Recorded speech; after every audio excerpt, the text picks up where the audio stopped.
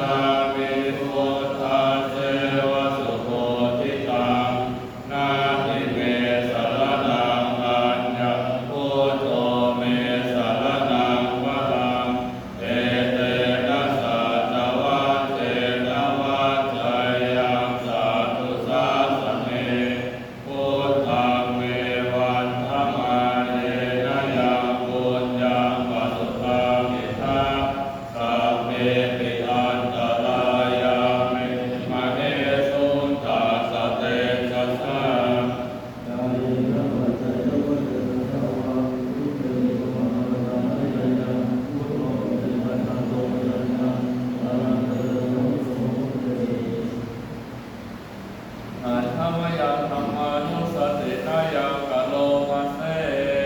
สวากาโตภะคะวะตาธัมโมสันทิฏฐิโกอาคาลิโกเอหิปัสสิโกโอปะนะหิโกปัจจัตตังเวทิตาโพวินโยเอติอัตถมยังธัมมามิปิเตโลมาเสโสมานะนาภิกขุนโยทัสเสนะเสยโยโยมาตปาตปะริยติวิโมกขเปโตธัมโมตุโลกัปปัตตนาตัทธาทาริกาลิวันธามหังธรรมหรังวะสัมมะเมตังธัมโมโยสัพพปานินังสรณังเทวโนตตังทุติยานุสติทานังวันนามิตังสิเรนะหังธัมมัสสะหะสมิตาโสธัมโมเมสามิอินทโลธัมโมทุกขัสสะทานาจริตานาจริตาสเมธัมมัสสะหังนิยาเตมิสริลันชีวิตันติตังวันตังโตหังจเนสามิธัมมัสเสวะสุตัมมะตังนาทิเมสรณังอัญญธัมโมเมสรณังวรังเอเตนะสัจวะเทนะวัฏฏัยยะสาธุสังฆเนธัมมังเมวันธรรมาเมนะยังปุญญังอสุตังทิฏฐาสัพเพปิอันตรายาเมมะเหสุตัสสะเตสัสสะ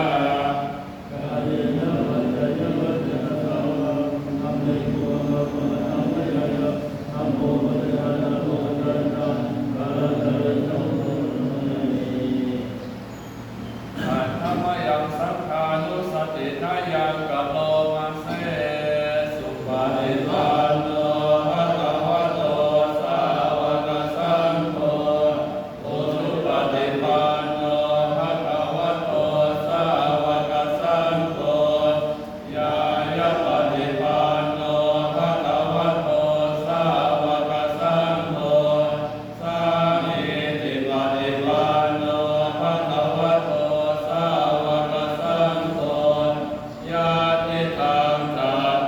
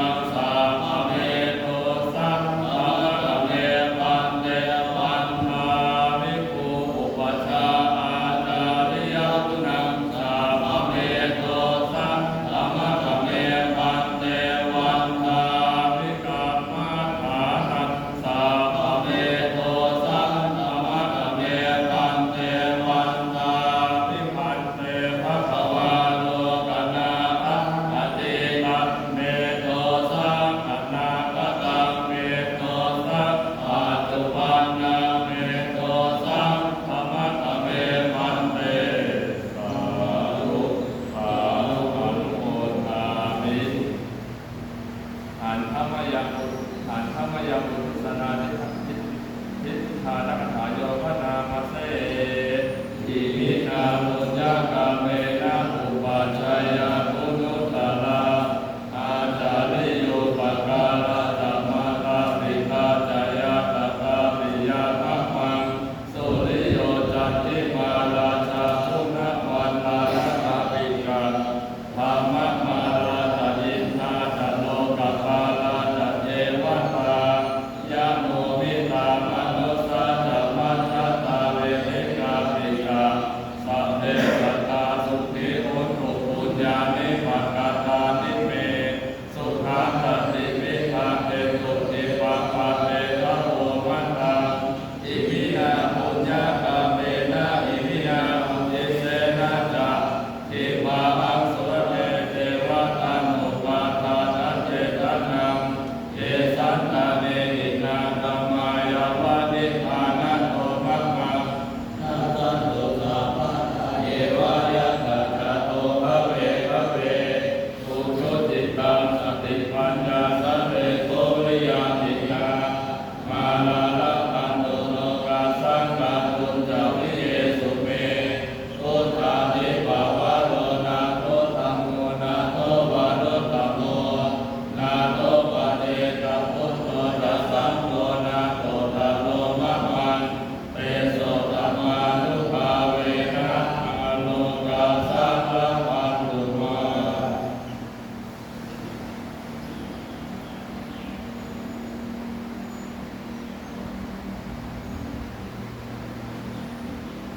บทการที่273สัพเพสัตตาสัตว์ทั้งหลายที่เป็นเพื่อนทุกข์เกิดแก่เจ็บตายด้วยกันทั้งหมดทั้งสิ้นอาเวลาจงเป็นสุขเป็นสุขเถิดอย่าได้มีเวรแก่กันและกันเลยสัพเพสัตตาสัตว์ทั้งหลายที่เป็นเพื่อนทุกข์เกิดแก่เจ็บตายด้วยกันทั้งหมดทั้งสิ้นอาพยาปัชชาจงเป็นสุขเป็นสุขเถิดอย่าได้เบียดเบียนซึ่งกันและกันเลยสัพเพสัตตาสัตว์ทั้งหลายที่เป็นเพื่อนทุกข์เกิดแก่เจ็บตาย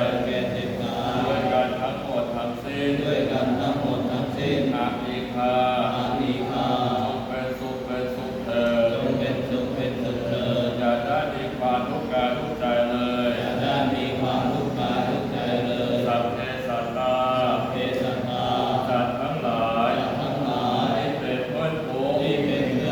เกิดแก่เจ็บตายด้วยกันทั้งหมดทั้งสิ้นสุขีอัตตานาปริหารัตโตจงมีความสุขกายสุขใจรักษาตนให้พ้นจากทุกข์ภัยทั้งสิ้นเถิดท่านทั้งหลายที่ท่านได้ทุกข์ขอให้ท่านมีสุขท่านทั้งหลายที่ท่านได้สุขขอให้สุขยิ่งขึ้นไปสัพเพสัตตาสัตว์ทั้งหลายที่เกิดเป็นชราพุทธะที่เกิดเป็นอันทัชชะที่เกิดเป็นสังเสทัชชะ